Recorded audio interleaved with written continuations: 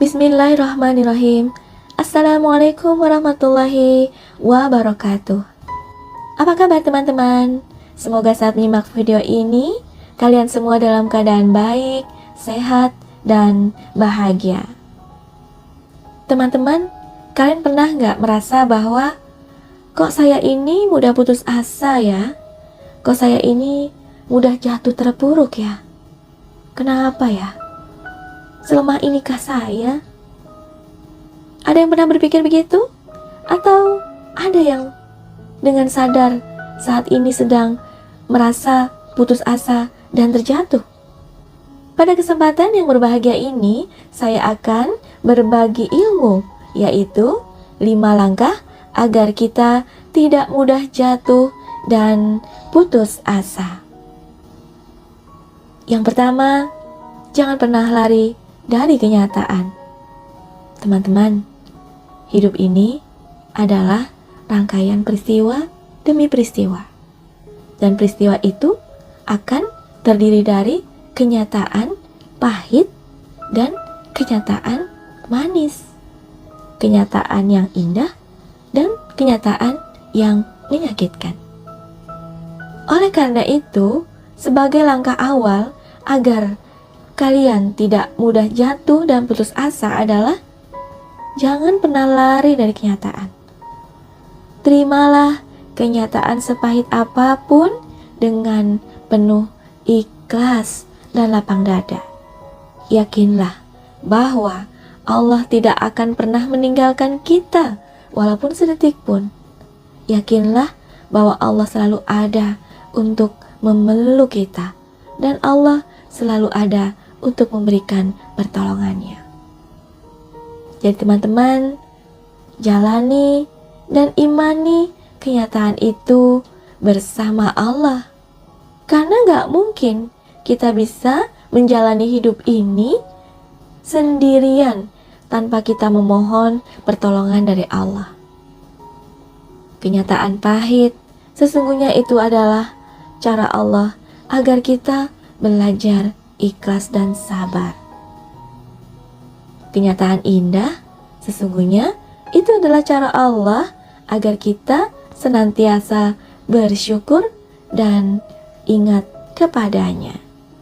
Teman-teman, tidak ada yang buruk pada setiap kenyataan yang Allah tetapkan dalam hidup kita. Misalnya begini,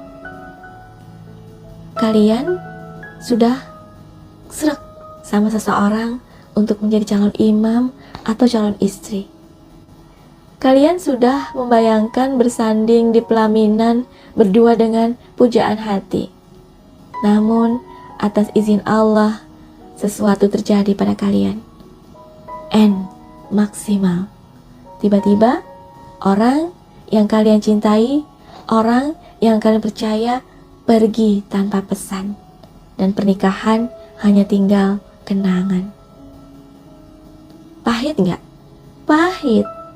Sakit nggak? Sakit.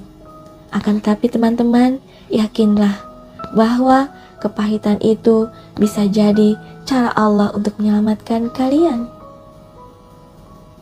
Jadi, sepahit apapun kenyataan, terimalah dengan ikhlas dan lapang dada. Yang kedua, belajarlah dari kesalahan.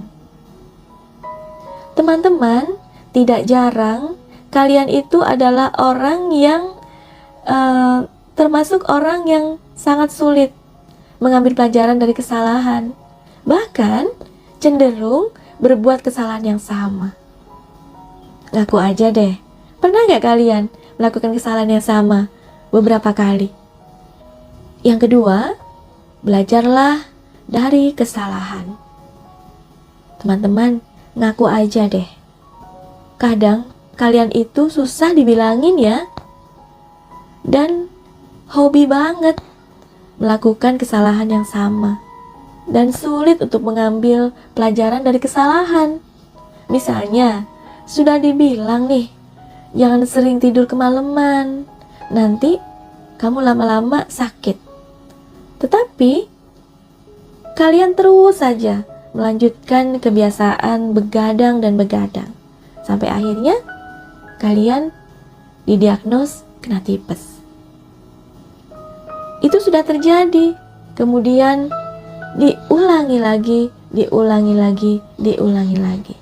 Ya Allah, sampai nih orang tua yang ngingetin kalian tuh udah sampai geleng-geleng kepala. Sampai akhirnya ya sudahlah, terserah kamu saja.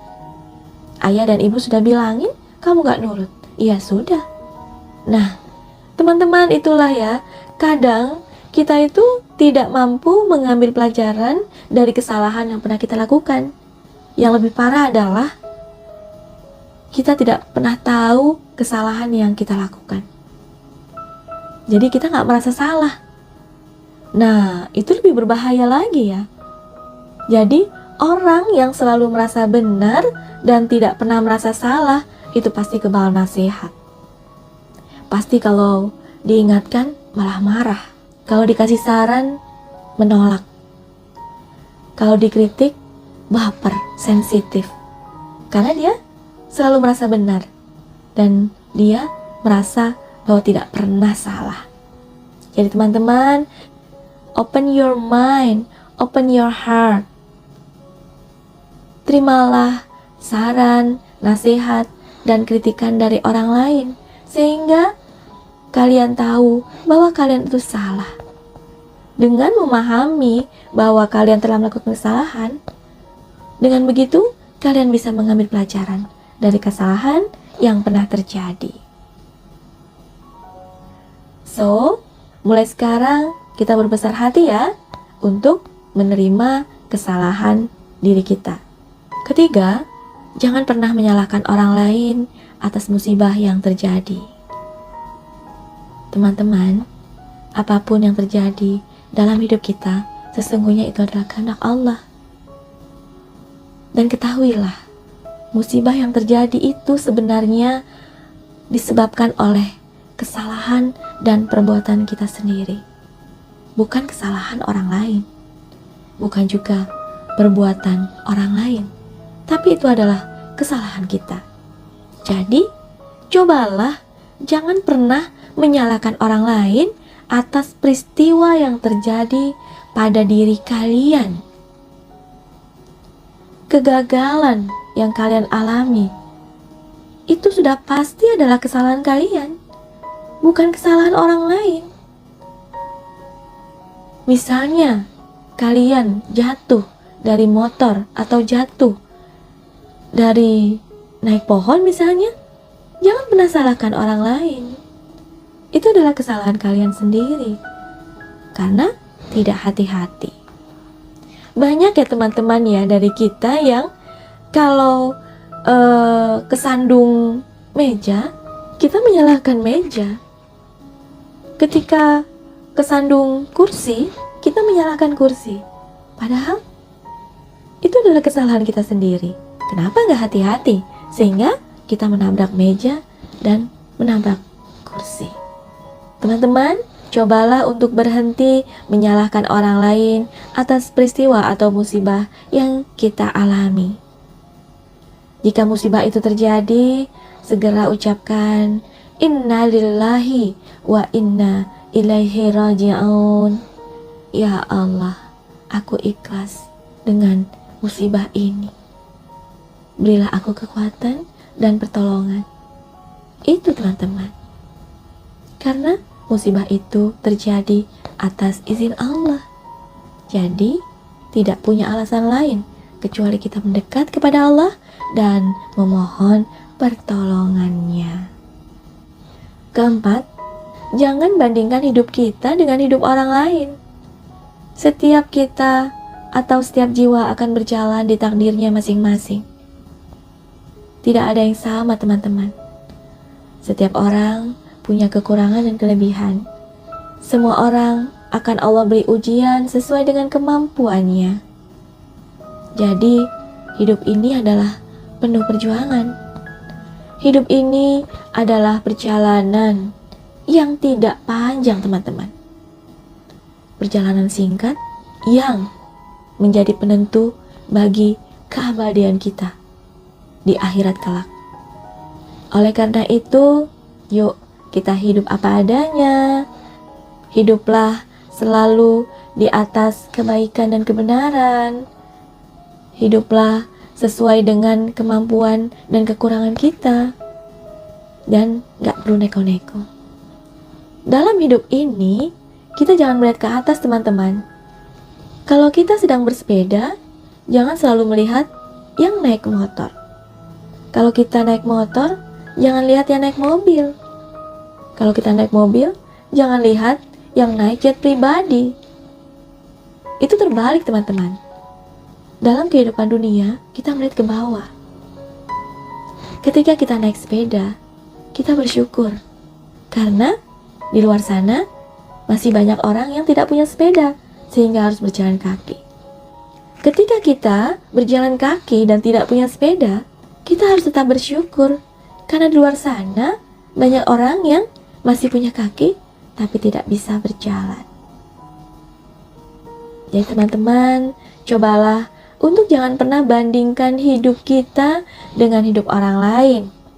Nanti kita tidak akan mampu untuk bersyukur kepada Allah. Syukuri apa adanya. Yang ada disyukuri, yang tidak ada tidak perlu diingat. Bahkan, cobalah kalian untuk senang melihat orang lain senang. Dan bersedih saat melihat orang lain bersedih. Jangan kebalik ya. Kalian senang melihat orang susah. Dan kalian akan susah saat melihat orang lain senang. Jangan, teman-teman.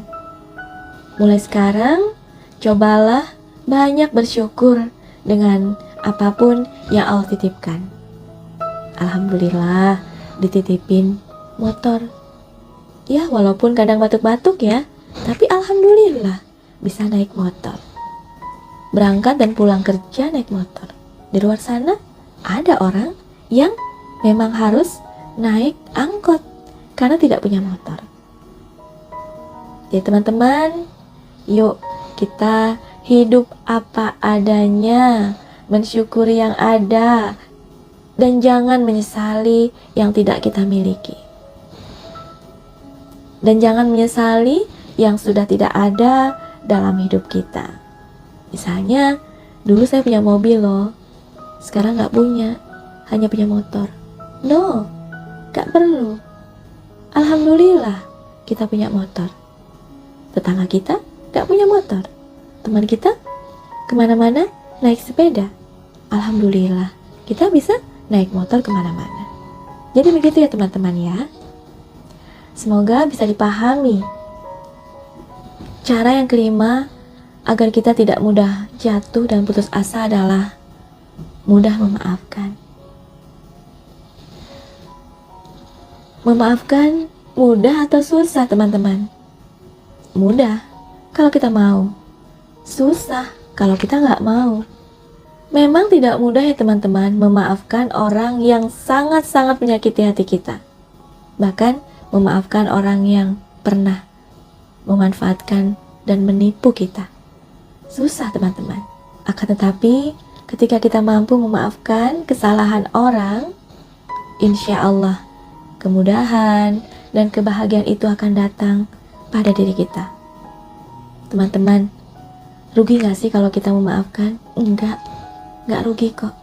Walaupun sejujurnya ketika kita mampu memaafkan, kita belum tentu mampu untuk melupakan kepahitan yang pernah dilakukan oleh orang lain pada kita. Oleh karena itu teman-teman, cobalah untuk memaafkan siapapun yang telah menyakiti hati kalian. Walaupun tidak pernah ada kata maaf yang sampai di telinga kalian. Tapi insya Allah kalian tidak akan menjadi hina dengan memaafkan. Alhamdulillah teman-teman, tadi telah saya jelaskan 5 langkah agar kita tidak mudah jatuh dan tidak mudah putus asa. Semoga bisa dipahami ya. Semoga 5 langkah itu bisa kita terapkan dalam kehidupan sehari-hari. Sehingga kita semua dimanapun kalian berada, Allah jaga kalian dalam ketakwaan. Sehingga kalian dan kita semua tidak mudah jatuh dan tidak mudah putus asa. Bagi teman-teman yang ingin berbagi cerita atau ingin bertanya atau ingin sharing permasalahan atau ada pertanyaan atau berbagi luka hati, silakan tulis di komentar.